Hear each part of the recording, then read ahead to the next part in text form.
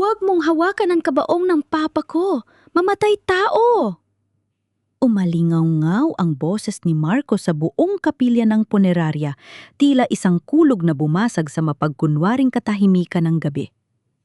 Bago pa man makasagot si Brigida, isang manipis na folder ang humampas sa kanyang dibdib bago ito bumagsak sa malamig na sahig. Nagkalat ang mga papel sa paanan ng kanyang luma at kupas na sapatos. Nang inginig ang mga kamay ni Brigida, hindi dahil sa takot, kundi dahil sa hapdi ng sampal ng kawalan ng utang na loob. Tumingala siya at nakita ang nanlilisik na mga mata ni Marco, ang panganay na anak ni Arturo sa unang asawa. Sa likod nito, nakatayo ang mga kamag-anak at ilang kaibigan sa negosyo. Ang kanilang mga bulong ay tila mga huni ng linta na sumisipsip sa kanyang danggal. Marco, anong ibig sabihin nito? Mahina, ngunit matatag na tanong ni Brigida. Lumingon siya sa kabaong ni Arturo. Sarado ito. Isang marangyang kabaong na gawa sa mahogany. Ngunit balat ng misteryo dahil sa utos ni Marco na huwag itong bubuksan kahit kanino. Ibig sabihin? Iyan ang resulta ng autopsy report, Brigida. Sigaw ni Marco, sapat na para marinig ng bawat taong naroroon. Masyadong mataas ang dosage ng digitalis sa katawan ni Papa. 8 taon mo siyang inalagaan, 8 taon mong hinawakan ang kanyang mga gamot. Huwag mong sabihing nagkamali ka lang. Pinatay mo ang asawa ko para makuha ang Hacienda Alonzo. Isang kolektibong singhap ang nagmula sa mga nakikiramay. Ang mga matatandang babae na kanina lang ay nakikikain ng biskwit ay biglang nagtakip ng bibig, ang kanilang mga mata ay puno ng paghatol. 8 taon. Bulong ni Brigida sa sarili. 8 taon niyang tiniis ang amoy ng ihi at gamot. 8 taon siyang hindi nakatulog ng mahimbing dahil sa bawat ungol ni Arturo ay nakahanda siyang bumangon. Siya ang naglinis ng katawan nito. Siya ang nagtiyagang magmasahe sa mga binti nitong tila tuyot na sanga. At siya ang tanging naniwala na muling makakapagsalita ang asawa. At ngayon, sa harap ng bangkay nito, ang lahat ng sakripisyong yon ay itinapon sa putikan. Hindi ko magagawa yan sa papa mo. Alamin niyo kung gaano ko siya kinalinga? Wika ni Brigida habang dahan-dahang pinupulot ang mga papel sa sahig. Binasa niya ang bawat linya. Bilang dating opisyal ng logistics sa militar, sanay siyang magbasa ng mga ulat at agad na kumunot ang kanyang noo. Ang petsa ng pagsusuri ay tila masyadong mabilis at ang pumirma, isang Dr. Salvador. Hindi ito ang regular na doktor ni Arturo. Kasi nungalingan ito, mariing sabi ni Brigida. Kasi nungalingan? O baka hindi mo lang matanggap na huli ka na? Lumapit si Marco, ang amoy ng alak at mamahaling pabango ay humalo sa masangsang na amoy ng mga bulaklak sa punerarya. Pinalayos mo kami sa pamamahala ng hacienda dahil nauto mo si Papa na ikaw ang gawing tagapamahala. Pero huli na ang lahat, Brigida. May warrant of arrest na lalabas bukas. At habang hinihintay mo ang rehas, wala kang karapatang manatili rito. Hinarap ni Brigida si Lara, ang bunsong kapatid ni Marco. Lara, anak, alam mo ang totoo. Nandun ka nung gabing mamatay ang papa mo. Tulungan mo ako. Umiwas ng tingin si Lara. Nakasuot ito ng itim na belo, ang mga mata ay namumugto. Ngunit may kakaibang kaba sa kanyang mga kilos. Hawak-hawak niya ang isang gintong ballpen, isang mamahaling Parker pen na may ukit ng pangalan ni Arturo. Iyon ang paboritong panulat ng asawa ni Brigida. Ang panulat na laging nasa bulsa ng pajama nito bago ito dinala sa ospital. Pasensya na, Tita Brigida. Pabulong na sagot ni Lara. Ang sabi ni Kuya, kailangan namin protektahan ang danggal ni Papa. Umalis ka na muna. Ayaw naming makagulo sa burol. Ang bawat salita ni Lara ay tila isang kutsil, yon na dahan-dahang humihiwa sa puso ni Brigida. Ito ang batang itinuring niyang sariling anak. Ang batang binihisan niya at pinag-aral. Ang katahimikan ni Lara ay kumpirmasyon ng isang mas malalim na pagtatraidor. Security! Tawag ni Marco. Dalawang malalaking lalaki ang lumapit at hinawakan si Brigida sa magkabilang braso. Hindi siya lumaban. Hindi siya nagsisigaw. Pinanatili niya ang kanyang likod na tuwid, ang kanyang mukha na tila isang pader na hindi matitibag kahit na sa loob ay gumuho na ang kanyang mundo. Hindi ninyo kailangang gamitan ng dahas ang isang matanda, sabi ni Brigida sa mga security guard sa boses na ginagamit niya noon sa kampo. Napahinto ang mga lalaki, tila naramdaman ng otoridad na nananalaytay sa kanyang dugo. Tumingin siya kay Marco sa huling pagkakataon. Ang katotohanan ay tila isang binhi, Marco. Maaari mo itong ibaon sa ilalim ng lupa, pero darating ang araw na sisibol ito at wawasak sa sementong itinabon mo. Dinampot ni Brigida ang kanyang tanging dala. Isang lumang kahon ng supply militar na yari sa kahoy. Naroon ang kanyang mga personal na gamit, ang kanyang mga medalya at ang ilang alaala ng kanyang kabataan. Bit-bit ang kahon. Naglakad siya palabas ng kapilya. Ang bawat hakbang niya ay sinasabayan ng mga mapanghusgang tingin ng mga taong dati ay nakangiti sa kanya. Paglabas niya ng punerarya, sinalubong siya ng malakas na ulan ng Davao.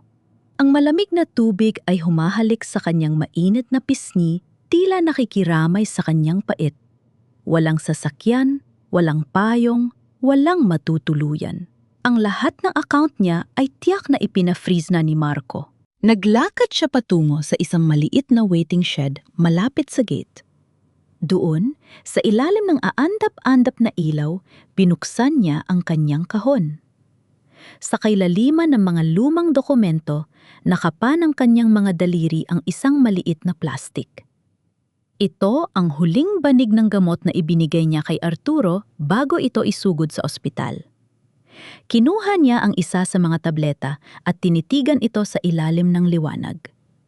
Huminto ang paghinga ni Brigida. 8 taon niyang hinawakan ang gamot na ito. Alam niya ang bawat ukit, ang bawat kapal ng tableta. Ang hawak niya ngayon ay may kaparehong kulay. Ngunit ang selyo ng laboratorio sa likod ng foil ay iba. At nang amuyin niya ito, walang halong pait ng gamot sa puso. Amoy tiyok, amoy harina. Placebo! Bulong niya sa gitna ng ingay ng ulan. Isang matinding kilabot ang gumapang sa kanyang gulugod. Kung placebo ang huling ininom ni Arturo, hindi overdose ang pumatay sa kanya. Pumatay sa kanya ang biglaang paghinto ng tunay na gamot. O mas malala pa, kung ang ulat ng autopsy ay nagsasabing may digitalis sa katawan nito, saan galing yon kung ang hawak niyang banig ay peke?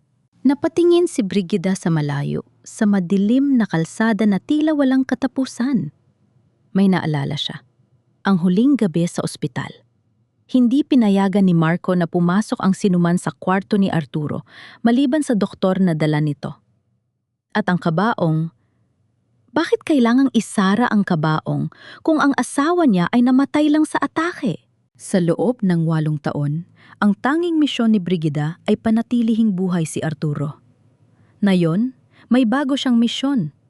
Patunayan na ang asawa niya ay hindi lang namatay, kundi pinatay.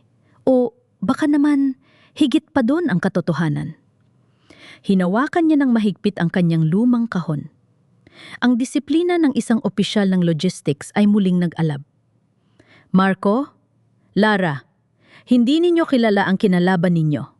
Bulong niya sa dilim. Nagising si Brigida sa tunog ng tilaok ng manok at ang ingay ng mga jeep na nagsisimulang pumasada sa labas.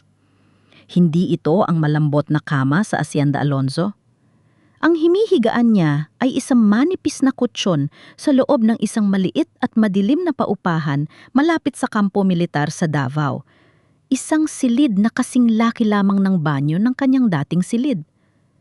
Amoy, alikabok at lumang kahoy ang hangin. Ngunit para sa kanya, mas malinis ito kaysa sa hanging puno ng kasinungalingan sa punerarya kagabi. Umupo siya sa gilid ng higaan at binuksan ang isang maliit na supot ng plastik. Nilabas niya ang isang pirasong pandesal na binili niya sa kanto kagabi. Matigas na ito at malamig, ngunit dahan-dahan niya itong kinagat. Habang ninunguya ang tuyot na tinapay, isang mapait na alaala ang sumagi sa kanyang isip. Naalala niya ang mga umagang nasa hasyenda pa siya. Ang amoy ng sariwang kape, ang sinangag na may bawang, at ang mga espesyal na putahing inihahanda niya para kina Marco at Lara tuwing linggo. 8 taon niyang sinigurado na busog ang lahat. Maliban sa kanyang sarili na laging huling kumakain dahil tinitiyak muna niyang maayos ang paglunok ni Arturo. Para sa pamilya. Bulong niya sa sarili bago uminom ng malisbis na tubig mula sa isang lumang baso. Lahat ay binigay ko para sa pamilyang hindi naman ako itinuring na tao. Inabot niya ang kanyang lumang kahon ng supply militar. Ito ang tanging sandatan niya ngayon. Inilabas niya ang maliit na notebook, ang kanyang logistics and nursing log. Bilang dating opisyal ng logistics, hindi nawala sa kanya ang disiplina ng pagtatala. Sa loob ng 8 taon, bawat tableta, bawat mililiter ng tubig at bawat pagbabago sa tibok ng puso ni Arturo ay nakasulat doon. Inilabas niya ang banig ng gamot na nakuha niya kagabi, ang hinihinalang placebo. Inihambing niya ito sa huling entry sa kanyang logbook. October 14, 8 p.m. Ibinigay ang huling dosis ng Digitalis, lot number BN2023-04. Basa niya sa kanyang sariling sulat. Tiningnan niya ang likod ng foil ng gamot na hawak niya. BN2024-09. Tumipok ng mabilis ang puso ni Brigida. Ang batch na ito ay hindi pa dapat lumalabas sa butika ng ospital hanggang sa susunod na taon. At ang texture ng foil, mas manipis ito, tila gawa sa murang materyales. Hindi ito ang gamot na binili niya sa lisensyadong parmasya. Ibig sabihin, may nagpalit ng gamot ni Arturo sa loob mismo ng kanilang bahay bago ito isugod sa ospital. Sino ang may access sa medicine cabinet? Tanong niya sa kanyang sarili. Siya, si Lara, at si Marco. Ngunit si Marco ay bihirang pumasok sa kwarto ng ama maliban na lang noong gabing bago ito mamatay. Biglang may malakas na katok sa pintua. Hindi ito katok ng isang kaibigan. Ito ay tila paghampas ng isang taong gustong manguho ng pader. Binuksan ni Brigida ang pinto. Si Marco. Nakatayo ito sa labas, suot ang kanyang mamahaling salamin sa mata, habang ang isang makintab na itim na sasakyan ay nakaparada sa maputik na kalsada ng paupahan. Ang bilis mo talagang magtago, Brigida? Uyam ni Marco habang tinitingnan ang paligid ng maliit na silid ng may pandidiri. Parang daga na bumalik sa kanyang butas. Anong kailangan mo, Marco? Walang emosyong tanong ni Brigida. Pumasok si Marco nang hindi hinihintay na yayain. Naglabas siya ng isang dokumento mula sa kanyang leather folder. Ayaw ko ng gulo. At alam kong ayaw mo ring mabulok sa kulungan. Pirirmahan mo ito. Binasa ni Brigida ang pamagat ng dokumento. Waiver of Rights and Voluntary Renunciation of Management. Gusto mong bitawan ko ang pamamahala sa Don Dindu? Ang hasyenda na ipinagkatiwala sa akin ng papa mo bago siya mamatay? Ipinagkatiwala? Tumawa na malakas si Marco. Ulyanin na si papa nung sinabi niya yon. At bukod doon, ang lahat na ebidensya ay nakaturo sa'yo. Ang autopsy, ang mga gamot. Kung pipirmahan mo ito, dagawa ako ng paraan para hindi na ituloy ng pamilya ang demanda. Bibigyan kita ng sapat na pera para makauwi sa probinsya mo at mamuhay ng tahimik. Consider this my last act of charity for a stepmother. Tiningnan ni Brigida ang panulat na inabot ni Marco. Pagkatapos ay tumingin siya ng diretso sa mga mata nito. Nakita niya ang isang bahid ng kaba sa likod ng pagiging arugante ni Marco. Bakit ito nagmamadali? Kung sigurado silang may warrant of arrest na lalabas, bakit kailangan pa siyang piliting pumirma sa waiver na ito? Bakit, Marco? Baon ka na ba sa utang kaya kailangan mo nang maibenta ang lupain para sa mga kumpanya ng minahan? Nanigas ang panga ni Marco. Huwag mo subukan ng pasensya ko, matanda. Pirirmahan mo ito o sa claim ka na magpapaliwanag bukas. Hindi ako pipirma. Malumanay, ngunit mariing sabi ni Brigida. Bilang asawa, may karapatan akong makita ang death certificate at ang kumpletong lab results mula sa ospital. At gusto kong malaman, bakit hindi ninyo binuksan ang kabaong sa burol? Biglang nagbago ang anyo ni Marco. Ang kanyang muka ay naging kasing dilim ng gabi. Humakbang siya palapit kay Brigida hanggang sa magkaharap na ang kanilang mga muka. Dahil ayaw naming makita ng mga tao kung gaano kapangit ang hitsura ni Papa dahil sa lason mo. Bulong ni Marco. Ang kanyang boses ay puno ng lason. Huling babala, Brigida. Pirirmahan mo ito o sisiguraduhin kong sa sementeryo ang susunod mong tuloy. At baka sa pagkakataong yon, wala na ring makakita sa bangkay mo. Padabog na lumabas si Marco at sinara ang pinto ng malakas, dahilan para may malaglag na alikabok mula sa kisame. Naiwan si Brigida na nanginginig ang buong katawan, hindi sa takot, kundi sa galit. Alam na niya ngayon. Hindi lang basta pera ang habol ni Marco. May itinatago sila tungkol sa katawan ni Arturo. Ang pagmamadali ni Marco na makuha ang pirma niya ay senyales na may hinahabol silang oras. Muling tiningnan ni Brigida ang banig ng gamot. Napansin niya ang isang maliit na logo sa sulok ng foil. Isang logo ng isang lokal na distributor na pagmamay-ari ng isang kaibigan ni Marco. Nagsisimula pa lang tayo, Marco? Bulong niya habang mahigpit na hinahawakan ang kanyang notebook. Hindi mo kilala ang kinalaban mo. Hindi mo alam kung ano ang kayang gawin ng isang babaeng nawala na ng lahat maliban sa kanyang banggal. Kinuha niya ang kanyang lumang jacket at lumabas. Kailangan niyang hanapin ang doktor na pumirma sa autopsy report. Ngunit bago yon, kailangan niyang makumpirma ang isang hinala na kanina pa gumugulo sa kanyang isipan mula na makita niya si Lara sa punerarya. Bakit hawak ni Lara ang paboritong ballpen ni Arturo? Kung ang sabi ni Marco ay hindi na ito nakuha mula sa silid ng ama bago ito pumanaw.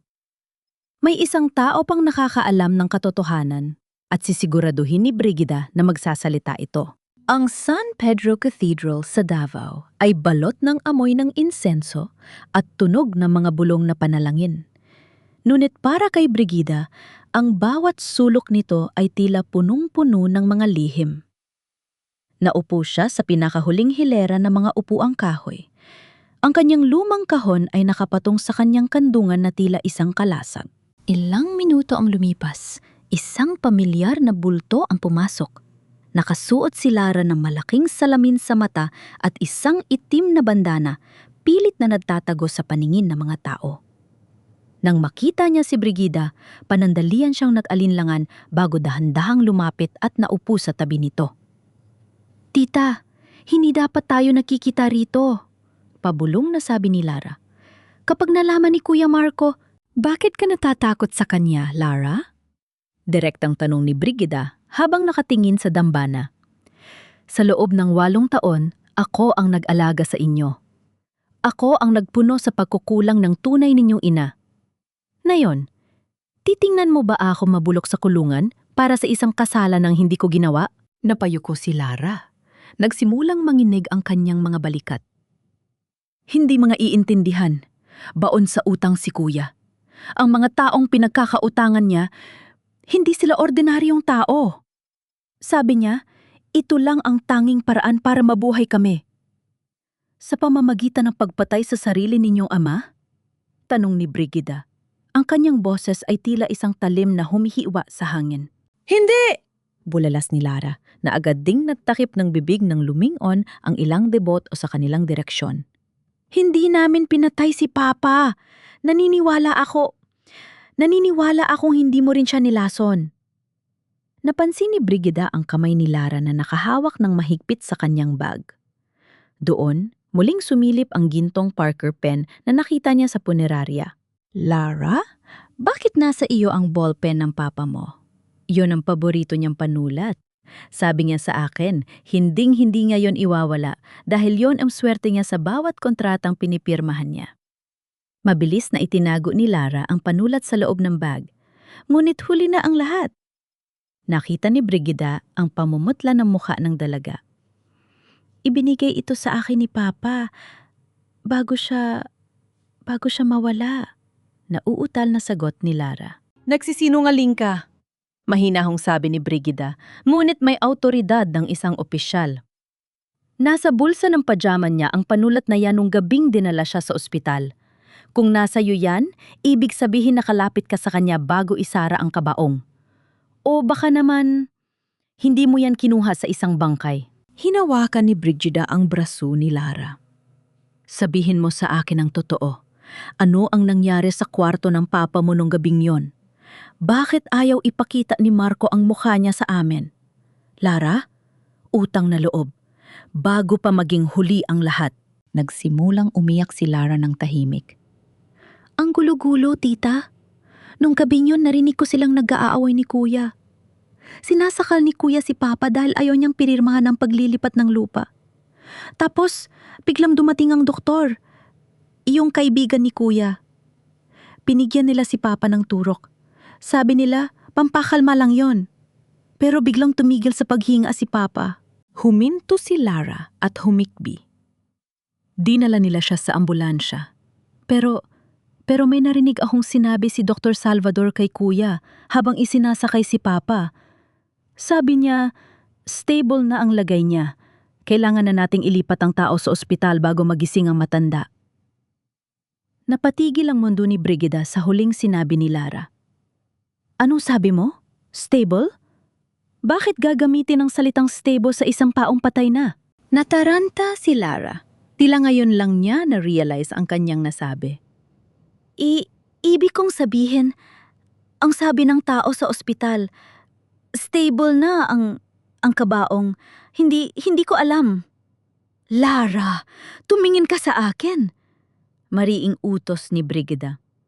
Sabi mo, ang tao sa ospital? Hindi mo sinabing bangkay. At bakit kailangang ilipat ang isang tao kung patay na siya? Lara, nasaan ang papa mo? Buhay ba siya? Hindi ko alam! Sumpa man, tita, wala akong alam! Tumayo si Lara. Ang kanyang mga mata ay puno ng takot. Kailangan ko nang umalis. Huwag mo nang uulitin ito. Kapag nalaman ni kuya na kinausap kita, baka pati ako ay saktan niya. Lara! Tawag ni Brigida. Ngunit mabilis na tumakbo ang dalaga palabas ng simbahan, naiwan ang amoy ng kanyang mamahaling pabango at ang eko ng kanyang mga hikbi. Nanatiling nakaupo si Brigida. Ang kanyang isipan ay tila isang computer na mabilis na nag-aanalisa ng bagong impormasyon. Stable na ang lagay niya. Kailangan ng ilipat ang tao. Kung buhay si Arturo, sino ang nasa loob ng mahogani na kabaong na iyon? Bakit kailangang magpanggap ni Marco na patay na ang sarili nitong ama? Biglang naalala ni Brigida ang logistics ng isang libing. Ang bawat bangkay ay dapat may permit. Ang bawat libing ay dapat dumaan sa inspeksyon. Ngunit kung ang kabaong ay sarado at ang doktor ay kasabwat, napakadaling magpalusot ng kahit ano sa loob nito. Tumayo si Brigida. Ang kanyang mga mata ay nagliliyab sa isang bagong pag-asa na hinaluan ng galit. Arturo, kung nasaan ka man, hahanapin kita, bulong niya. Ngunit bago niya mahanap si Arturo, kailangan muna niyang kumpirmahin ang pinakaimportanteng piraso ng puzzle. Kailangan niyang malaman kung ano ang laman ng kabaong nakasulukuyang nakaburol sa punerarya. At alam niya ang tanging paraan para magawa iyon. Sa kanyang paglabas ng simbahan, hindi niya napansin ang isang itim na van na nakaparada sa tapat. Sa loob nito, isang lalaki ang dahan-dahang nagbaba ng kanyang radyo. Nakausap na niya ang bata. Sabi ng lalaki sa kabilang linya. Anong gagawin namin sa matanda?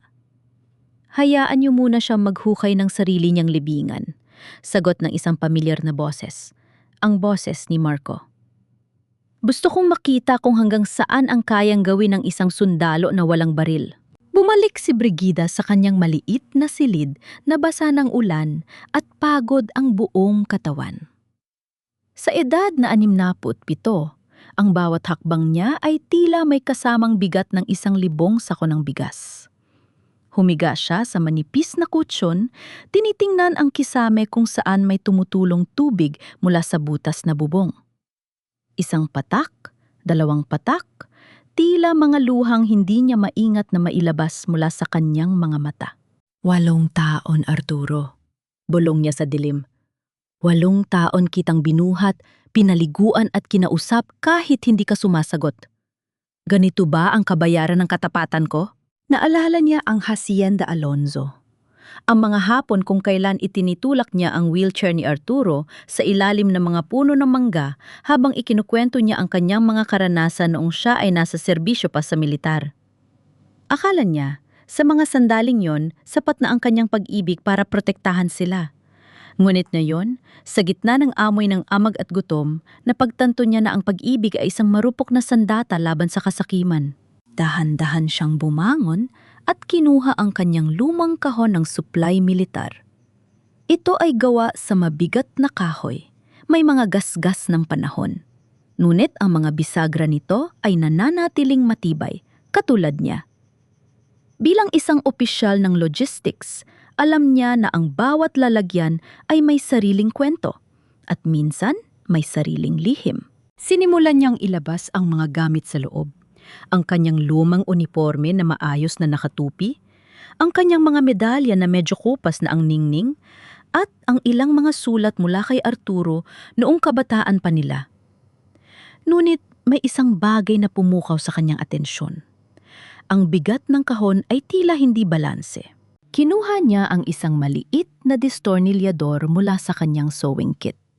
Sinuri niya ang ilalim ng kahon. Sa isang sulok, may isang maliit na puwang na hindi mapapansin ng karaniwang tao. Ginamitan niya ito ng lakas. Isang mahinang krik ang narinig niya. Isang lihim na compartment ang bumukas. Sa loob nito ay may isang maliit na digital voice recorder.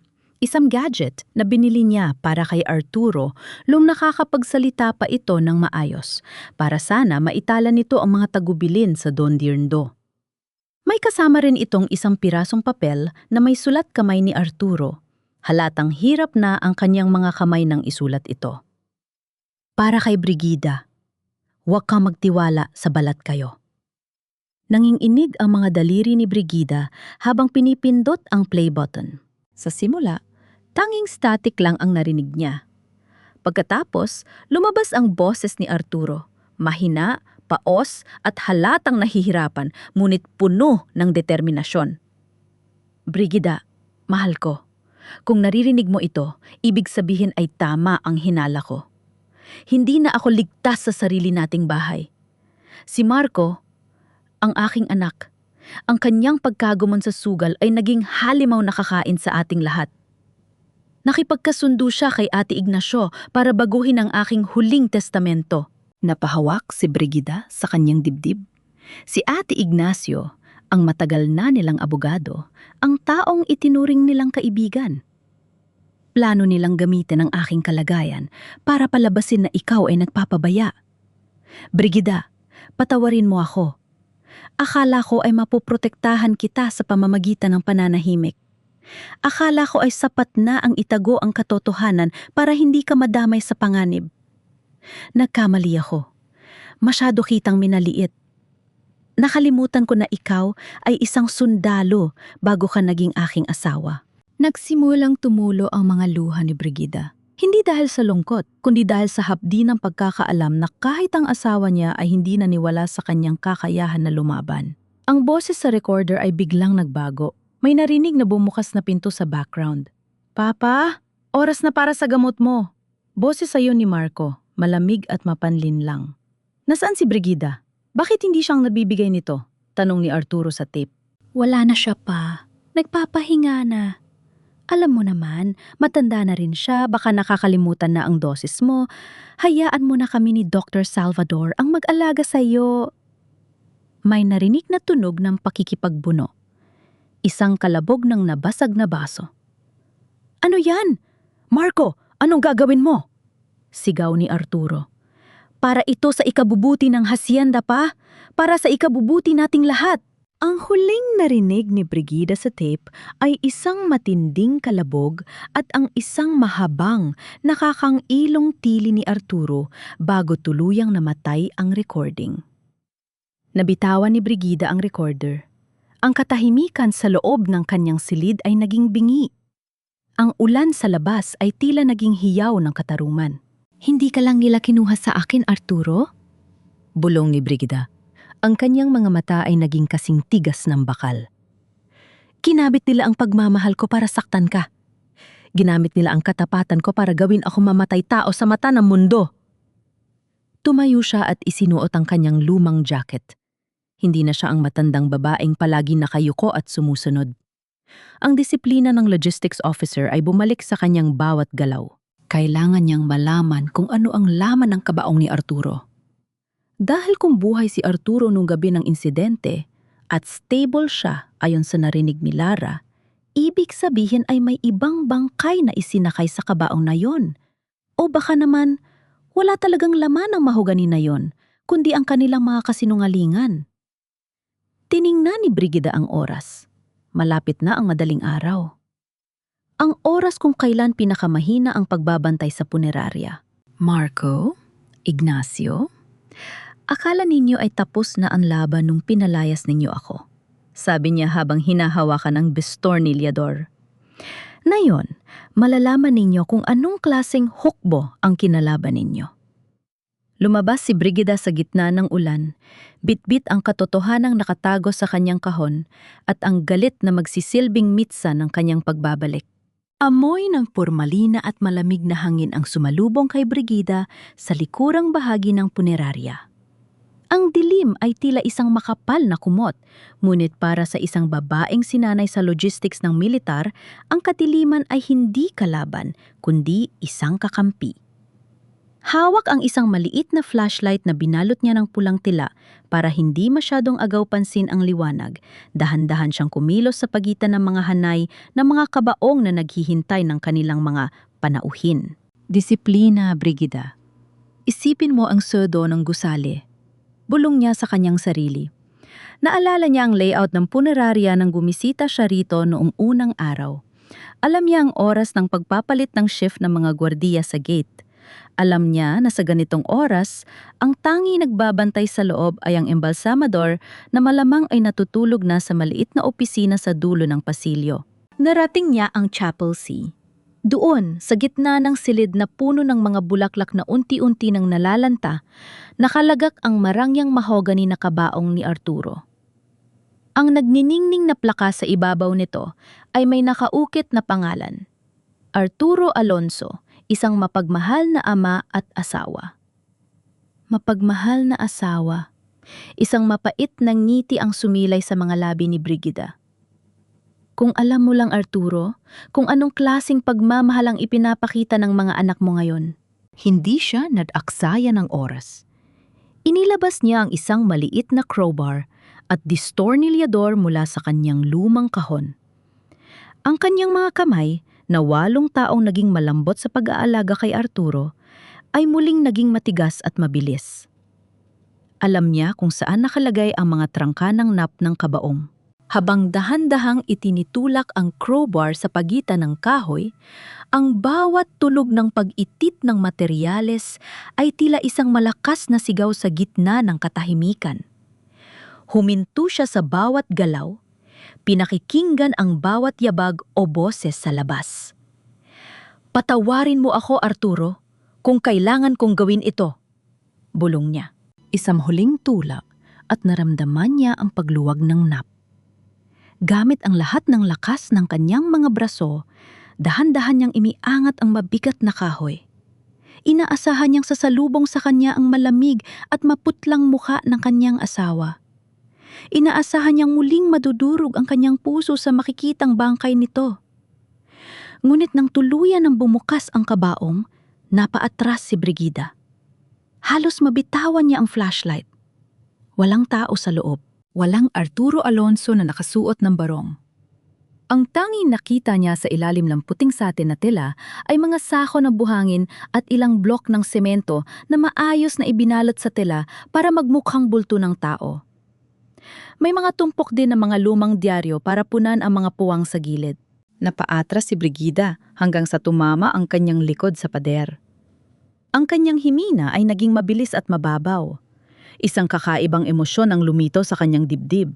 Hindi takot, kundi isang ligaya na hinaluan ng matinding galit. Buhay siya? Mahina niyang tawa, habang ang mga luha ay nagsisimulang kumatak sa kanyang mga pisingi. Buhay ka, Arturo? Hindi ka nila pinatay. Itinago ka lang nila. Natawa siya ng tahimik sa gitna ng punerarya. Ang lahat ng hirap, ang sipa ni Marco, ang pangungutya ng mga kamag-anak, lahat ng iyon ay biglang nawala ng saysay. Kung walang bangkay, ibig sabihin ay may pagkakataon pa siyang iligtas ang asawa. Ang kanyang asawa ay hindi naging lason sa kanyang buhay. Siya ay naging biktima ng isang mas malaking laro. Ngunit ang ligaya ay agad napalitan ng kilabot. Kung buhay si Arturo, nasaan siya? Bakit kailangang dumaan sa ganitong kalaking panluloko si Marco? Ibig sabihin, mas malala ang balak nila sa kanyang asawa kaysa sa kamatayan. Baka pinipilit siyang pirirmahan ang mga dokumento na maglilipat ng lahat ng pag-aari sa kanila habang siya ay itinatagong parang hayop sa kung saang lugar. Kailangan kitang mahanap, determinadong sabi ni Brigida. Sinimulan niyang ibalik ang nap ng kabaong para hindi mahalata ang kanyang pagpasok. Ngunit bago niya ito tuluyang maisara, may narinig siyang isang pamilyar na tunog sa labas ng kapilya. Ang tunog ng sapatos na tumatama sa marmol na sahig. At hindi ito yabag ng isang embalsamador. Ito ay mabilis, may tiwala at pamilyar. Mabilis na pinatay ni Brigida ang kanyang flashlight at nagtago sa likod ng isang malaking arrangement ng mga bulaklak sa gilid ng kabaong. Pumukas ang pinto. Ang liwanag mula sa pasilyo ay tumama sa gitna ng silid. Siguraduhin mo mahigpit ang pagkakasarado niyan bago ang libing bukas. Boses yun ni Marco. Mukhang may kausap siya sa telepono. Ayaw nating may makapansin na masyadong magaan ang kabaong ni Papa kapag binuhat na ng mga pallbearers. At yung doktor, bayaran mo na. Siguraduhin mo mawawala muna siya sa Davao hanggang sa matapos ang lahat. Tumahimik si Marco, tila nakikinig sa kabilang linya. Ang matanda, wag mong alalahanin si Brigida. Nagtatago na yon sa kung saang butas. Bukas, pagkatapos ng libing, wala na siyang karapatang humiling ng kahit na anong investigasyon dahil legally, patay at nakalibing na si Papa. Nadlakad si Marco palapit sa kabaong. Nararamdaman ni Brigida ang pangininig ng kanyang mga tuhod, ngunit pinanatili niya ang kanyang katahimikan. Hinawakan ni Marco ang ibabaw ng mahogani na kahoy at hinaplos ito ng may halong uyam.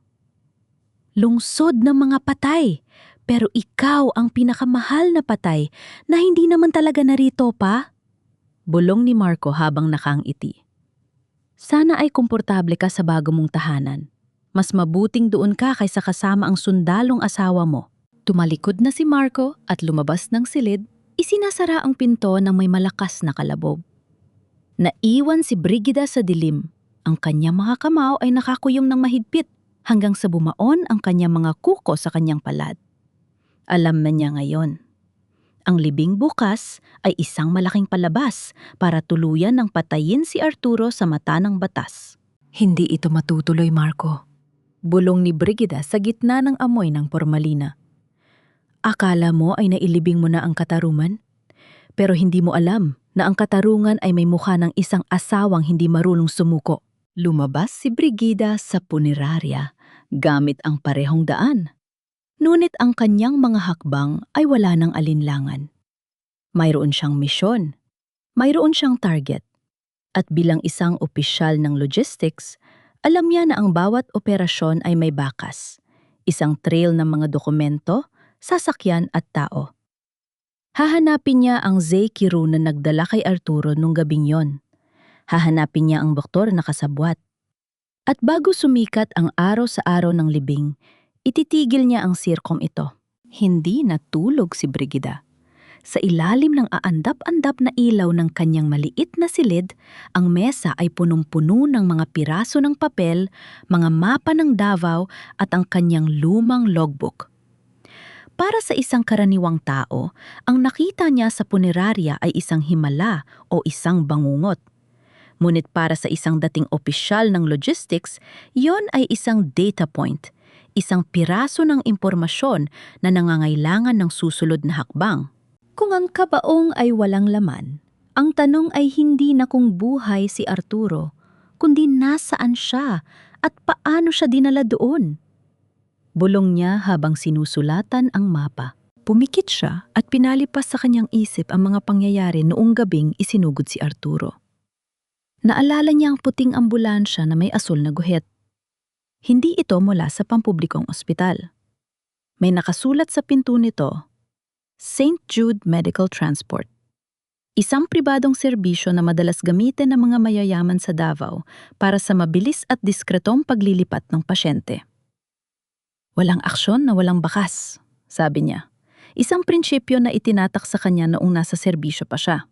Alas 5 pa lang ng madaling araw ay nasa kalsada na si Brigida. Sa tulan ng isang lumang jeep, narating niya ang garahe ng St. Jude Medical Transport sa labas ng lungsod. Ang paligid ay bakod ng alambre at amoy ng langis at goma. Lumapit siya sa maliit na opisina ng dispatcher.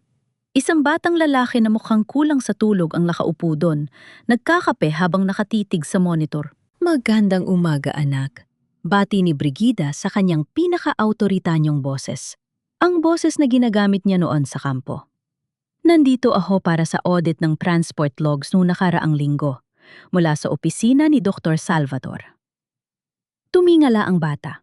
Halatang nagulat sa biglaang presensya ng isang matandang babae na kung kumilos ay tila isang general. Audit po? Wala pong sinabi si boss. Siyempre, dahil ito ay isang spot audit.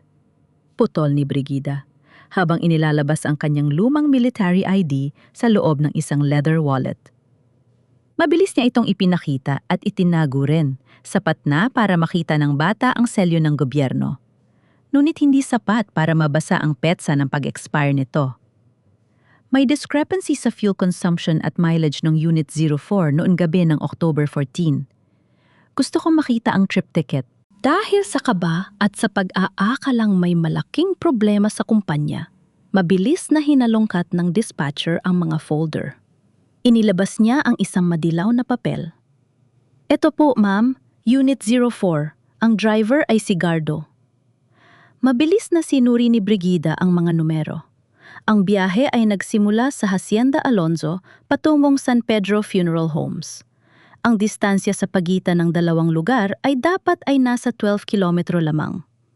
Ngunit sa trip ticket, ang nakatalang nadagdag sa odometer ay 52 kilometro. Kumislap ang mga mata ni Brigida. May sobrang partay kilometro.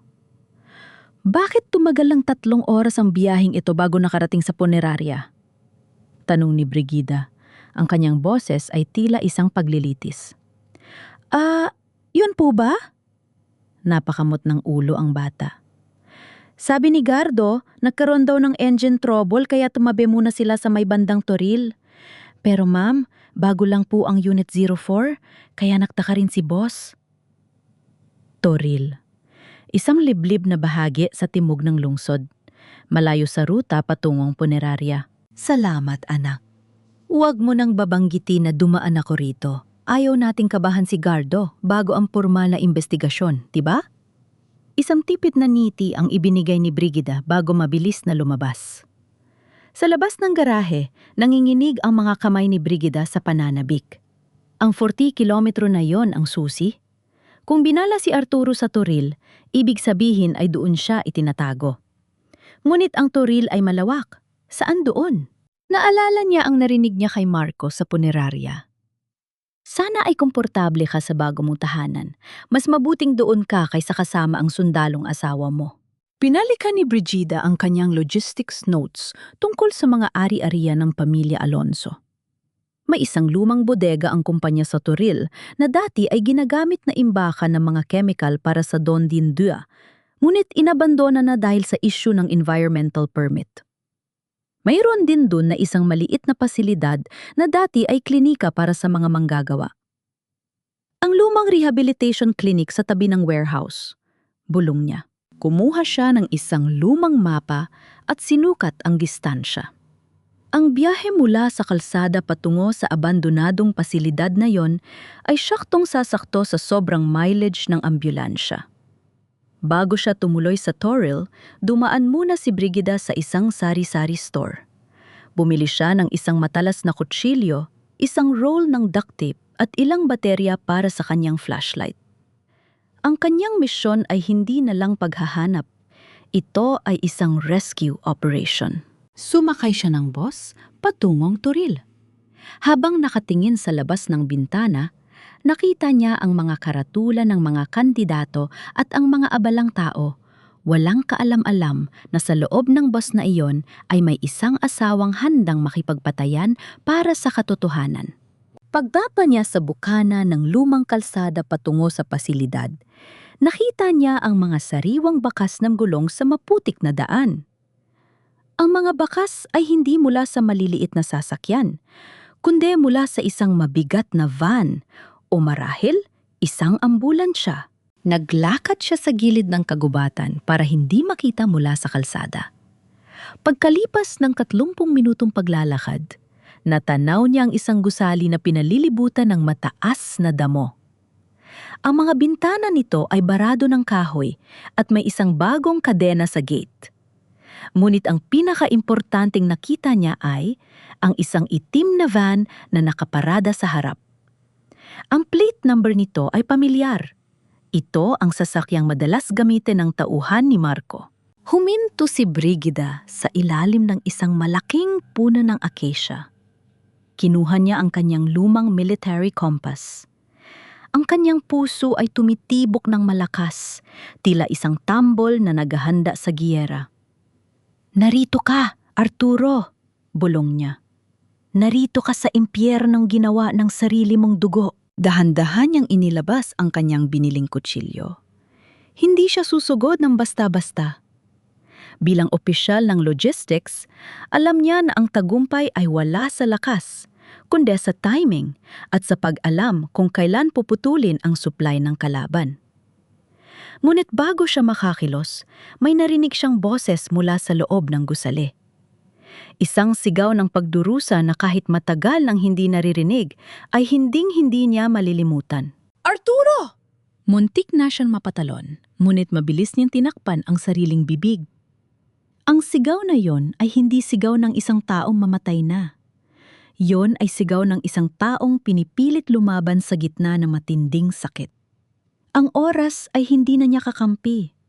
Kailangan niya makapasok sa loob bago tuluyang mapatay ng sariling anak ang ama nito.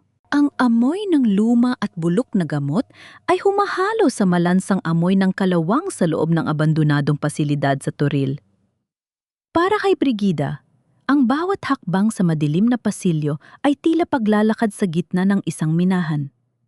Gamit ang kanyang talas ng pakiramdam bilang isang dating opisyal, iniwasan niya ang mga basag na bote sa sahig at ang mga anino ng mga lumang kagamitang medikal na tila mga multong nagmamasid. Narating niya ang dulo ng pasilyo kung saan may isang silid na nababalutan ng makapal na bakal na pinto. Sa maliit na bintanang may rehas, nakita niya ang isang liwanag mula sa loob. Sumilip siya. Ang kanyang puso ay tila tumigil sa pagtibok. Sa loob ng silid, nakita niya si Arturo. Nakaupo ito sa isang wheelchair. Ang kanyang buhok na dati ay maayos na nakasuklay ay mahaba na at gulo-gulo. Ang kanyang katawan na walang taon niyang inalagaan ay tila mas lalong nanghina. Ang pinamasakit sa lahat, ang kanyang mga kamay ay nakakadena sa hawakan ng wheelchair. Pirirmahan mo na ito, matanda! Bulyaw ng isang lalaking nakatayo sa harap ni Arturo. Isang tauhan ni Marco na nakilala ni Brigida bilang si Gardo, ang driver ng ambulansya. "Hindi kami titigil hanggat hindi mo ibinibigay ang lahat kay Sir Marco. Gusto mo bang dito ka na mabulo?" Walang kibo si Arturo. Ang kanyang mukha ay puno ng pasa. Ngunit ang kanyang mga mata ay nananatiling matigas, tila isang sundalong tumatangging sumuko sa kabila ng torture. Nang lumabas si Gardo sa kabilang pinto para kumuha ng kung ano, hindi na nag-aksyaya ng oras si Brigida. Gamit ang kanyang natitirang lakas at ang dala niyang kutsilyo, sinunggaban niya ang trangka ng pinto na hindi pala maayos na naikandado. Dahan-dahan siyang pumasok. "Arturo!" bulong niya. Ang kanyang boses ay nanginginig sa pagitan ng takot at ligaya. Dahan-dahang tumingala si Arturo. Sa simula, Ang kanyang mga mata ay walang buhay, tila nananaginip.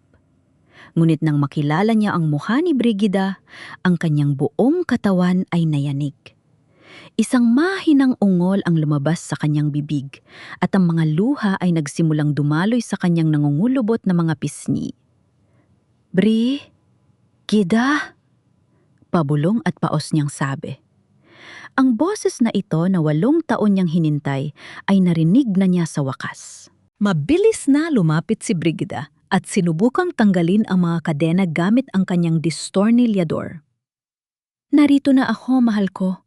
Ililigtas kita. Patawarin mo ako kung natagalan ako. Hinawakan ni Arturo ang kamay ni Brigida nang may matinding higpit. Patawarin mo ako, hikbi ni Arturo. Dapat sinabi ko sa'yo. Natigil si Brigida. Ang alin, Arturo? Ang tungkol sa plano ninyo ni Ignacio? Tumango si Arturo nang may halong pait. Alam ko, napapatayin ako ni Marco. Nakipagkasundo ako kay Ignacio, naitago ako. Pero hindi kita sinabihan. Bakit, Arturo? Tanong ni Brigida, ang sakit ay mas matindi pa sa anumang sipa ni Marco. 8 taon kitang pinagsilbihan. 8 taon nating hinarap ang lahat. Bakit mo ito itinago sa akin? Tumingin si Arturo ng diretso sa mga mata ni Brigida. Dahil akala ko masyado kang mabait. Akala ko hindi mo kaya ang panganib. Gusto kitang protektahan. Akala ko mawawasak ka kapag nalaman mo ang kasamaan ng mga anak ko. Isang mapait na ngiti ang lumabas sa mga labi ni Brigida habang patuloy sa pagbaklas ng kadena. Protektahan? Arturo, nakalimutan mo ba kung sino ang pinakasalan mo? Ako ay isang opisyal ng logistics. Ako ang nagsasaayos ng supply sa gitna ng putukan. Hindi ako mabait lang, Arturo. Ako ay iyong asawa. Nagkamali ako, muling hikbi ni Arturo. Masyado kitang minaliit. Patawad, Brigida. Sa wakas, bumigay ang isa sa mga trangka. Ngunit bago pa matanggal ang pangalawang kadena, isang malakas na tunog ng busina ng sasakyan ang umalingaw-ngaw mula sa labas ng gusali. Kasunod nito ang liwanag ng mga headlight na tumama sa mga baradong bintana. Nanigas si Brigida. Kilala niya ang tunog ng makina na yon. Kay Marco yon. Nandito na sila, bulong ni Brigida. Iwan muna ako. Pakiusap ni Arturo, ang takot ay bumalik sa kanyang mga mata. Tumakas ka, Brigida. Papatayin ka nila. Tumayo si Brigida ng tuwid. Inayos niya ang kanyang jacket at hinawakan ng mahigpit ang kanyang kutsil at ang recorder sa kanyang bulsa. Ang takot ay naglaho, napalitan ng isang malamig at kalkuladong determinasyon. Hindi kita iiwan, Arturo. Hindi na ulit. Wika ni Brigida. 8 taon kitang binuhay sa loob ng bahay. Ngayon, ilalabas kita sa impyernong ito. At sa pagkakataong ito, hindi lang tayo magtatago, lalaban tayo. Narinig ang malalakas na yabag ng mga sapatos sa pasilyo. Ang boses ni Marco ay narinig na sumisigaw ng mga utos sa kanyang mga tauhan. Siguraduhin ninyong dala na niya ang mga dokumento. Bukas na ang libing. Kailangan tapos na ang lahat. Sigaw ni Marco. Tiningnan ni Brigida ang paligid ng silid. Maliit ang espasyo, iisa ang pinto at walang ibang labasan. Ngunit bilang isang logistics officer, alam niya na ang bawat kahinaan ay may katapat na oportunidad. Arturo, kumapit ka ng mahigpit sa wheelchair, utos ni Brigida. Magsisimula na ang tunay na giyera. Bumukas ang pinto ng marahas. Doon, sa ilalim ng liwanag ng pasilyo, nakatayo si Marco. Ang kanyang muka ay puno ng pagkagulat na agad napalitan ng isang mapanganib na ngiti. Nanay Brigida! Uyam ni Marco habang hawak ang isang baril.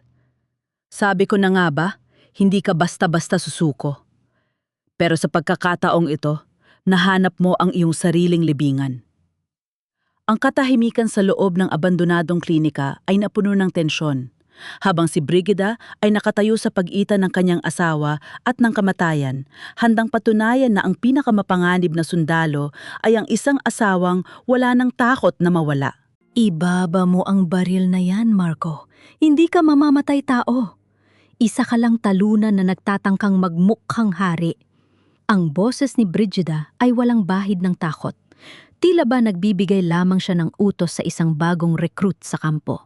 Tumawa si Marco, ngunit ang kanyang tawa ay may halong panginginig. Ang baril sa kanyang kamay ay nakatutok sa dibdib ni Brigida. Talunan? Brigida, hawak ko ang lahat. Ang hasyenda, ang mga dokumento, at ang buhay ninyong dalawa. Pagkatapos ng gabing ito, itutuloy ang libing bukas. Isang saradong kabaong na puno ng semento at kayong dalawa ay maglalaho na parang bula sa gitna ng kagubatang ito. Talaga? Bahagyang tumagilid ang ulo ni Brigida. Akala mo ba ay napunta ako rito nang walang paghahanda? Akala mo ba ay ganon kadaling talunin ng isang opisyal na 8 taong nagplano ng bawat butil ng bigas at bawat mililitro ng gamot sa bahay na yon? Dahan-dahang inilabas ni Brigida ang kanyang cellphone mula sa bulsa. Hindi siya tumatawag sa pulis. Binuksan niya ang loudspeaker. Mang Selmo, naririnig mo ba ako? Tanong ni Brigida. Opo, Ma'am Brigida. Nahanda na po kami rito sa gati ng Don Dian. Sagot ng isang baritonong boses, ang boses ng pinuno ng mga manggagawa sa Hacienda Alonso. Namutla si Marco. Anong ginagawa mo? Ang logistics, Marco, ay hindi lang tungkol sa paglilipat ng gamit. Ito ay tungkol sa ugnayan at kontrol sa supply. Paliwanag ni Brigida. Ang kanyang mga mata ay nananatiling nakatitig sa anak. Bago ako pumunta rito, tinawagan ko ang transport cooperative at ang mga supplier ng abono. Sinabihan ko sila na ang pirma mo sa mga tseke ay walang bisa dahil hindi pa formal na binabasa ang testamento at may issue ng pandaraya. Sa madaling salita, Marco, wala ka ng pera. At ang mga taong pinagkakautangan mo sa Davao, alam na nila kung nasaan ka. Eksakto sa pagkakataong yon, tumunog ang cellphone ni Marco. Nag-flash sa screen ang pangalan ng isang kilalang financier ng mga iligal na pasugalan. Sagutin mo, Marco, uyam ni Brigida. Baka tinatanong nila kung kailan mo ibibigay ang bayad na ipinangako mo ngayong gabi. Ang perang nanggaling sana sa pagbebenta ng dondir na hinding-hindi na mangyayari. Nanginginig ang kamay ni Marco. Hindi niya sinagot ang tawag, ngunit kitang-kita ang pagguho ng kanyang kumpiyansa. Hayop ka! Matanda ka! Papatayin kita! Sige, iputok mo, hamon ni Brigida, habang dahan-dahang humahakbang palapit kay Arturo. Pero tandaan mo, kapag narinig ang putok na yan, mas lalong bibilis ang pagdating ng mga taong gustong bumali sa mga buto mo dahil sa utang mo. Wala ka ng takas, Marco. Ang logistics ng buhay mo ay selyado na. Sa sandaling yon na pag-aalinlangan ni Marco, mabilis na kumilos si Brigida. Hindi siya sumugot kay Marco. Sa halip, kinuha niya ang isang maliit na fire extinguisher na nakasabit sa dingding malapit sa pinto at mabilis itong pinasabog sa harap ni Marco at ng kanyang tauhang sigardo. Isang makapal na puting usok ang gumalot sa silid. Arturo, ngayon na! Sigaw ni Brigida. Dahil natanggal na niya ang unang kadena kanina, ang natitira na lamang ay ang isang manipis na lock sa wheelchair. Gamit ang kanyang distornilyador at ang matinding puwersa ng kanyang galit, narinig ang isang malakas na snap. Malaya na ang wheelchair. Ubo! Gardo! Nasaan sila? Huwag mong hayaang makalabas! Sigaw ni Marco sa gitna ng usok, habang bulag na napapaputok ng baril patungo sa kisame. Ngunit kabisado ni Brigida ang layout ng pasilidad. Hindi siya dumaan sa pangunahing pinto. Itinulak niya ang wheelchair ni Arturo patungo sa likurang bahagi ng klinika, kung saan matatagpuan ang loading dock para sa mga medical na supply. Dito, Arturo, kumapit ka. Sa labas, madilim pa rin at malakas ang ulan. May narinig silang malakas na busina ng isang malaking sasakyan. Isang lumang truck ng basura na ginagamit sa pasilidad ang dahan-dahang umaatras. Ang driver ay walang iba, kundi ang dating driver ni Arturo na tinagal ni Marco, isog taong may utang na loob kay Brigida dahil sa pagtulong nito sa pagpapa-ospital sa kanyang anak noon. "Ma'am, dito po!" tawag ng driver. Mabilis nilang isinakay ang wheelchair ni Arturo sa hydraulic lift ng truck. Habang umaahyat ang lift, nakita ni Brigida si Marco na lumabas mula sa klinika, punong-puno ng puting pulbos ang mukha at tila isang baliw na sumisigaw sa gitna ng ulan. "Brigida! Hindi ka makakatakas! Akin ang hasyenda! Akin ang lahat!" Hindi siya pinansin ni Brigida. Naupo siya sa tabi ni Arturo sa loob ng madilim at mabahong likuran ng truck. Ngunit para sa kanya, iyon ang pinakamabangong hangin na nalanghap niya sa loob ng mahabang panahon. Hinawakan niya ang kamay ni Arturo, na ngayon ay nanginginig din sa pagod at emosyon. "Nagawa natin, Arturo," bulong niya. "Salamat, Brigida. Saan tayo pupunta?" Mahina at putur-putol na tanong ni Arturo. Tumingin si Brigida sa malayo, sa direksyon ng lungsod, kung saan naghihintay ang liwanag ng bukang liwayway. "Sa dambana ng katarungan, Arturo, pupunta tayo sa Hacienda Alonzo. Bukas ang ika-40 araw ng pagpanaw mo. Bukas ang araw ng iyong libing." Isang malamig ng ngiti ang sumilay sa mga labi ni Brigida. "At sisiguraduhin natin na ang tanging ililibing bukas ay ang mga kasinungalingan ni Marco at Ignacio." Habang gumibiyahe ang truck ng basura palayo sa Toril, sinimulang i-review ni Brigida ang kanyang susunod na plano. Ang logistics officer ay hindi tumitigil sa pag-atake hanggat hindi ganap na napapatag ang kuta ng kaaway. At bukas, ang buong Davao ay magiging saksi sa muling pagkabuhay ng isang patay at ang pagbagsak ng mga mapagkunwai. Ngunit alam ni Brigida na hindi pa tapos si Marco. Ang isang sugatang hayop ay mas mapanganib. Kailangan niyang maging handa para sa huling hininga ng galit ng kanyang anak-anakan. Tumigil ang truck ng basura sa isang liblib na garahe sa labas ng lungsod. Ang amoy ng nabubulok na tira-tirang pagkain ay tila naging pabango na sa ilong ni Brigida. Ito ang amoy ng kanilang kalayaan. Tinulungan ng driver na si Mangkulas na maibaba ang wheelchair ni Arturo mula sa hydraulic lift. "Ma'am Brigida, hindi na tayo pwedeng magtagal dito." Babala ni Mangkulas habang tinitingnan ng kalsada. Siguradong ginalugad na ni Marco ang buong Toril. May mga tauhan siya sa bawat kanto. Tumango si Brigida. "Salamat, Kulas. Utang ko sa'yo ang buhay namin. Magtago ka muna. Hayaan mo nga ako na ang tumapos nito." Inilipat nila si Arturo sa isang lumang jeepney na pagmamay-ari ng kapatid ni Kulas. Ito ay isang typical na Sarao jeepney. Makulay, ngunit may mga kalawang na isang perpektong camouflage sa gitna ng trapiko ng Davao. Naupo si Brigida sa upuan ng driver.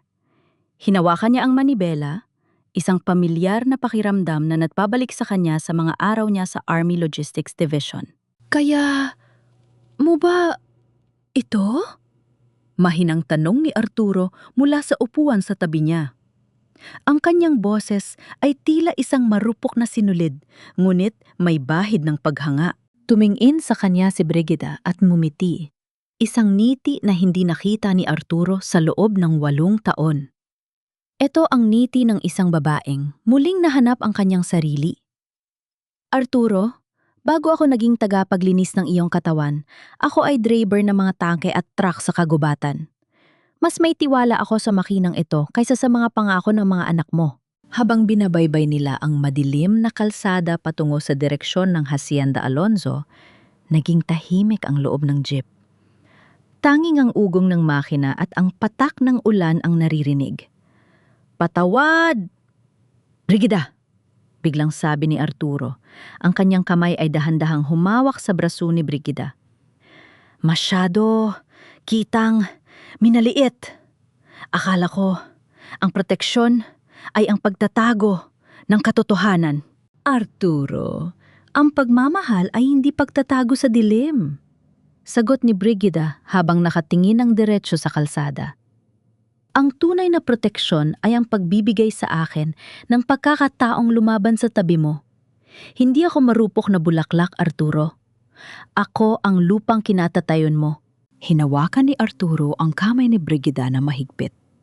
Sa gitna ng pang-anib at ingay ng makina, yun ang pinakamakatotohanang sandali ng kanilang tatlong pungtaong pagsasama. Hindi sila amo at katulong, hindi sila pasyente at nurse, sila ay dalawang sundalo sa gitna ng isang huling laban.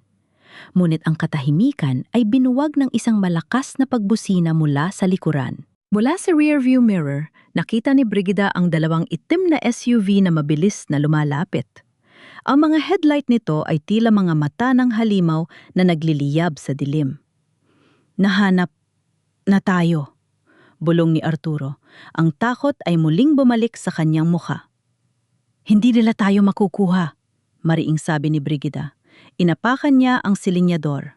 Umuingit ang lumang makina ng jeepney habang bumibilis ang takbo nito sa madulas na kalsada. Sinubukan ng mga SUV na gitgitin sila, pilit na itinataboy ang jeepney patungo sa gilid ng bangin. Naririnig ang tunog ng bakal na tumatama sa bakal, isang marahas na sayaw sa gitna ng ulan. "Yumuko ka, Arturo!" Sigaw ni Brigida nang makita niyang bumukas ang bintana ng isa sa mga SUV at lumabas ang dulo ng isang baril. Bang! Bang! Bumasag ang salamin sa likuran ng jeepney. Hindi tumigil si Brigida. Ginamit niya ang bigat ng jeepney para bumangga pabalik sa SUV na nagigit-git sa kanila. Ang kanyang mga mata ay nakapako sa kalsada. Kalkulado ang bawat liko. Tila ba binabasa niya ang isang tactical map sa gitna ng giyera? "Marco, itigil mo ito!" Sigaw ni Arturo kahit alam niyang hindi siya naririnig ng anak. Narating nilang bukana ng Hacienda Alonzo. Ang malaking arko ng Don Dienzu ay natatanaw na sa ilalim ng liwanag ng kidlat. Ngunit sa mismong gat, may isa pang sasakyan ang nakaharang, ang itim na sasakyan ni Marco. Napilitang magpreno ng malakas si Brigida. Umiyak ang mga gulong sa semento habang pilit na humihinto ang jeepney, ilang metro lang ang layo mula sa sasakyan ni Marco. Bumukas ang pinto ng sasakyan. Lumabas si Marco. Ang kanyang buhok ay basa ng ulan. Ang kanyang mukha ay puno ng baliw na galit. Hawak niya ang isang baril at sa pagkakataong ito, hindi na siya nag-aalinlangan. "Tapos na ang laro, Brigida!" Sigaw ni Marco sa gitna ng dagundong ng kulog. "Ibigay mo sa akin si Papa at baka hayaan kitang mabuhay." Napalibutan sila ng mga tauhan ni Marco na lumabas mula sa mga SUV. Walang takas.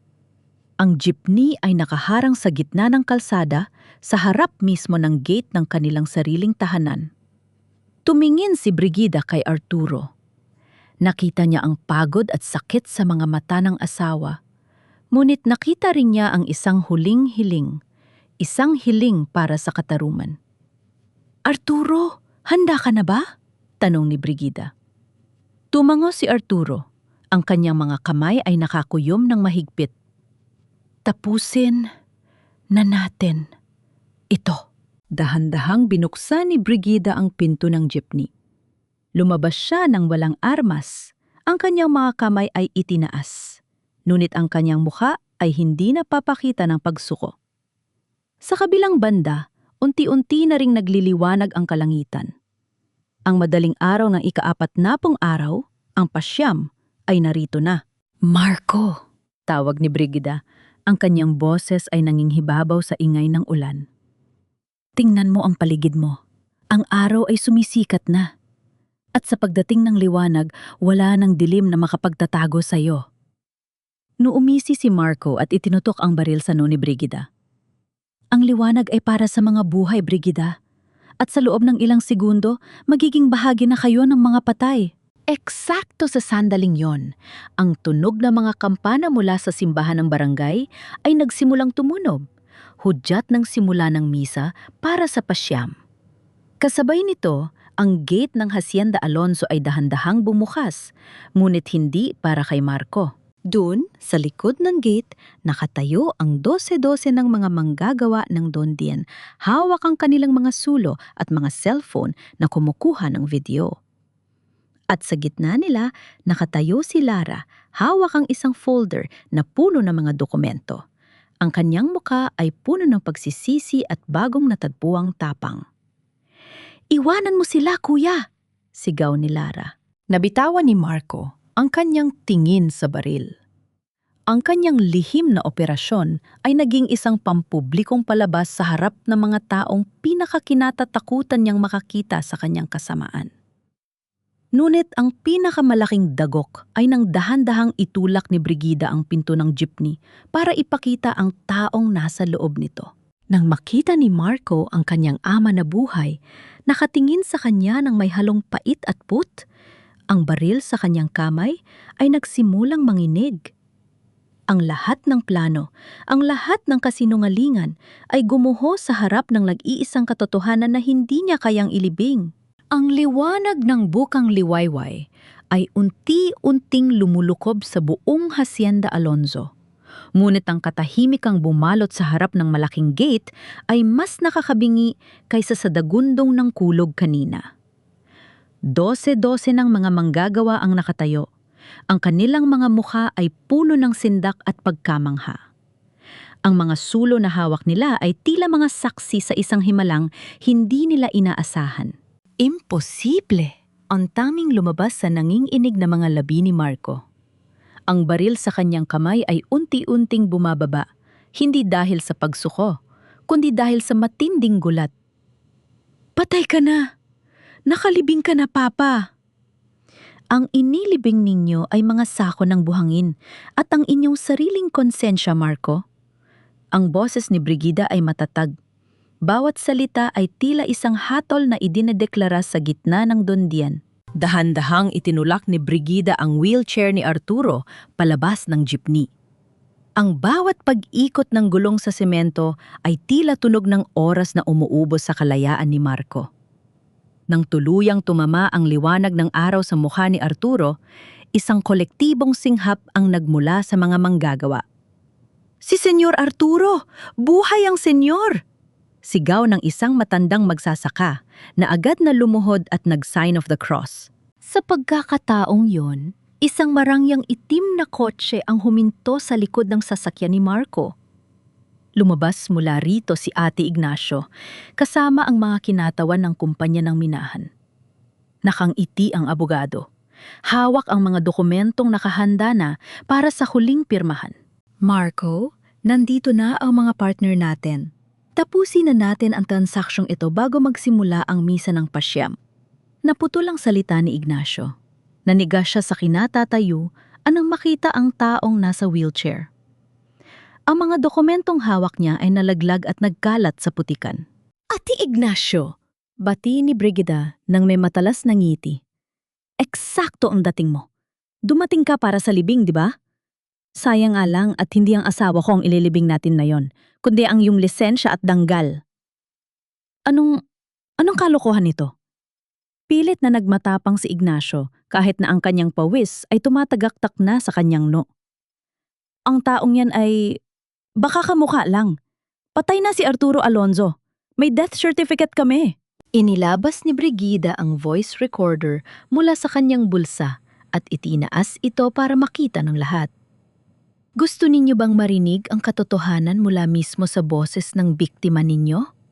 Pinindot ni Brigida ang play.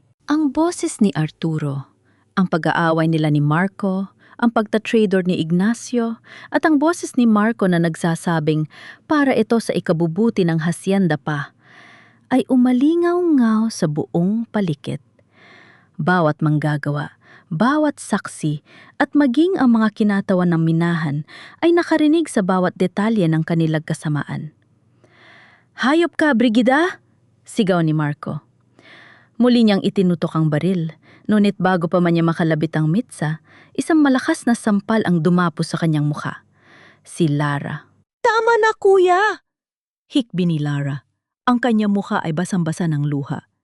Hindi ko na kayang sikmurain ito. Tita Brigida, heto ang mga ebidensya.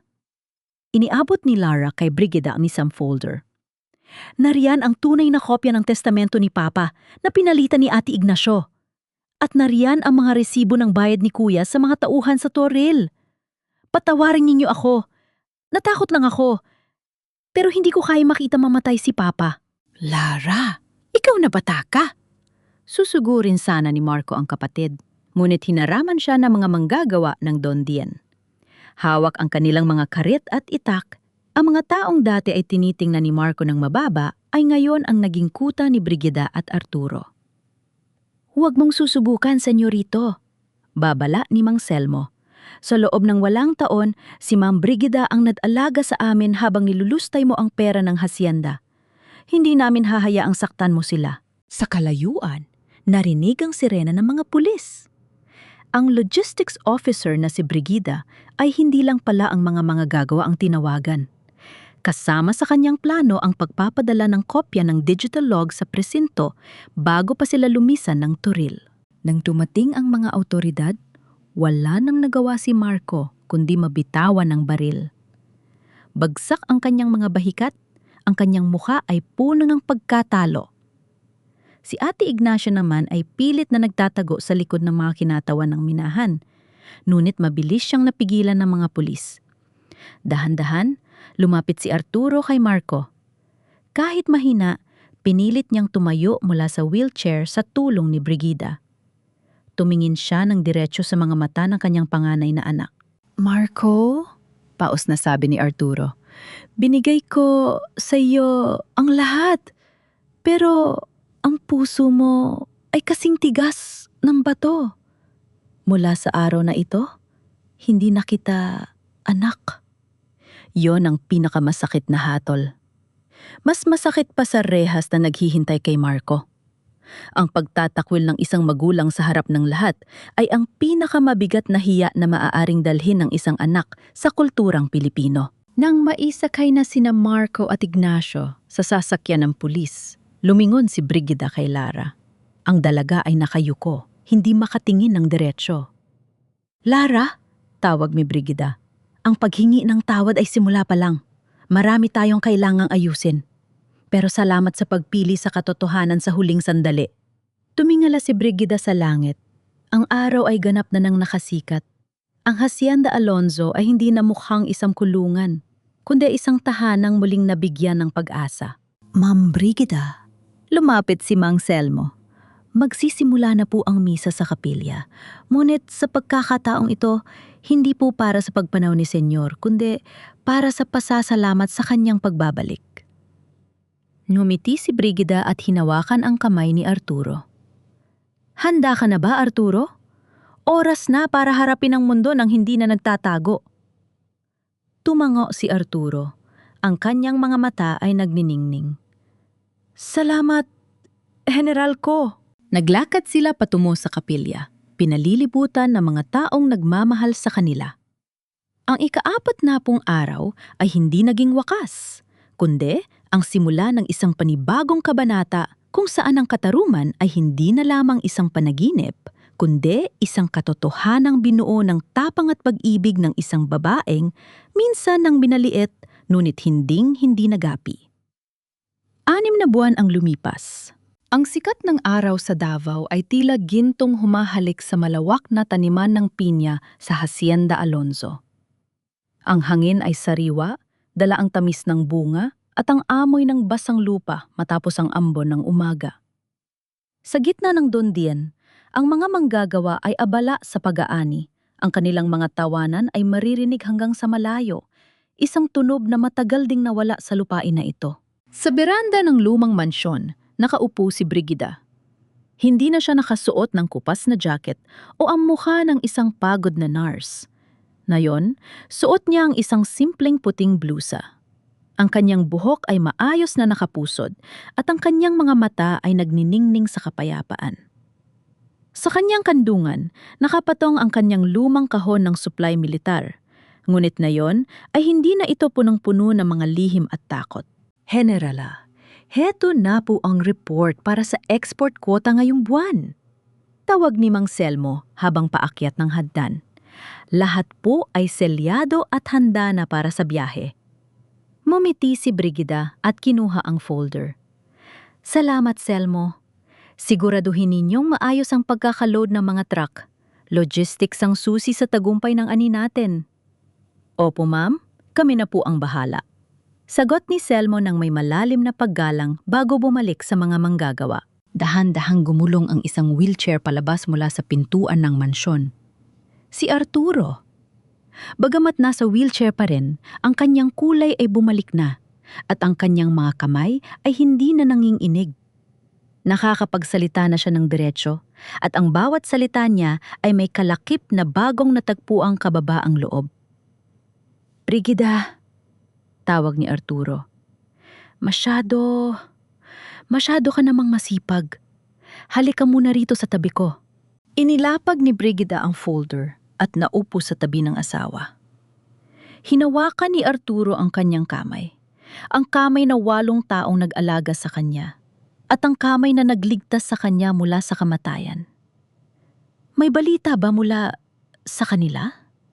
Mahinang tanong ni Arturo. Tumango si Brigida.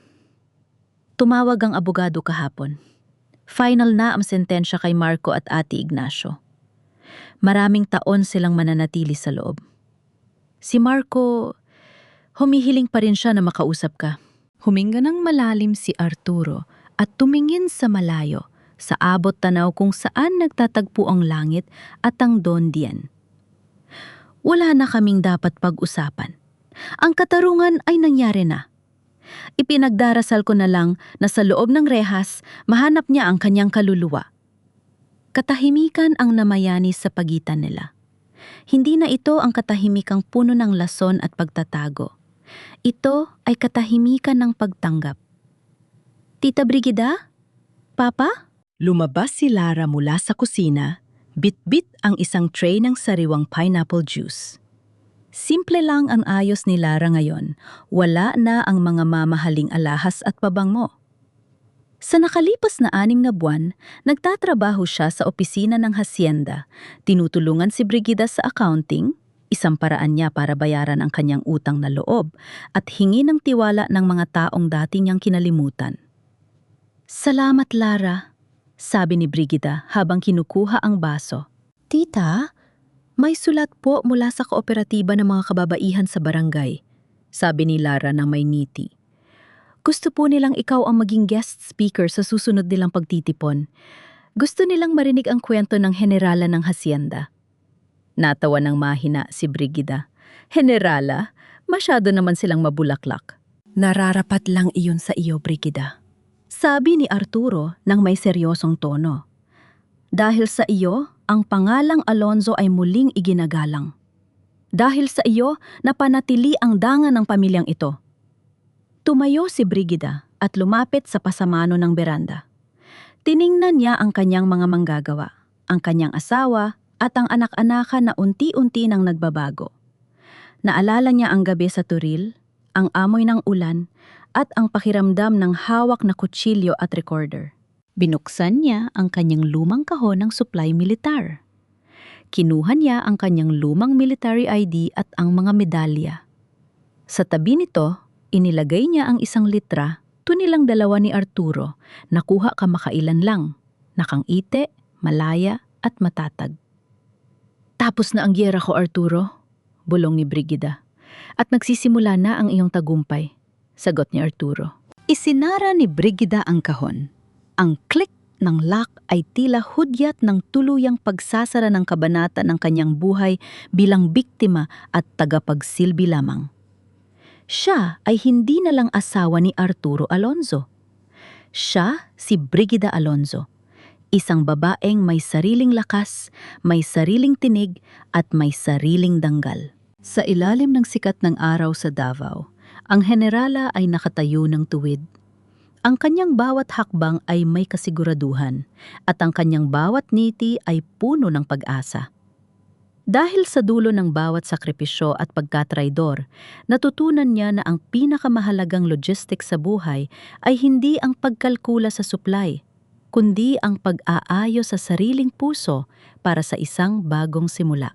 Ang Hacienda Alonzo ay hindi na lang isang Don Dinzua. Ito ay naging monumento ng isang babeng hinding-hindi nagapi ng dilim.